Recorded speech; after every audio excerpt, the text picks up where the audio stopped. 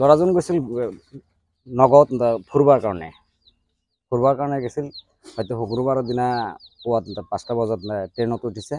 পল্টন বজাৰ নামি 10টা বজাত পল্টন বজাৰ পালে। তাৰ পৰা নামি ঘৰত ফোনো কৰিছিল, কিন্তু লাষ্টত দেখা গ'ল যে 10:15 ফোন দিয়াৰ পিছত মোবাইলটো চুইচ অফ। আজিলৈকে আমি সন্ধান পোৱা নাই। আমি খোজাখুজি কৰি আছোঁ, কিন্তু সন্ধান ওলোৱা নাই। স্কুল পঢ়া নাই? স্কুল পঢ়া নাই, ক্লাছ 9ত পঢ়ে। কি নাম তাৰ? জামাল শেখ। এই বিষয়ে আৰক্ষী কিবা জনাইছে নেকি?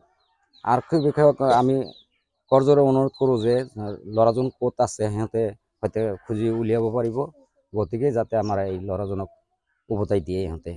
ল'ৰাটো গৈছিল ফুৰিবলৈ নগৰ পৰা শুক্ৰবাৰ 7 তাৰিখ 10টা বজাত ট্ৰেইন ধৰি আহি গুৱাহাটীত পল্টন বজাৰ নামিছে। নামাৰ পিছত কলো কৰিছে ঘৰত যে মই ঘৰত যাই আছোঁ।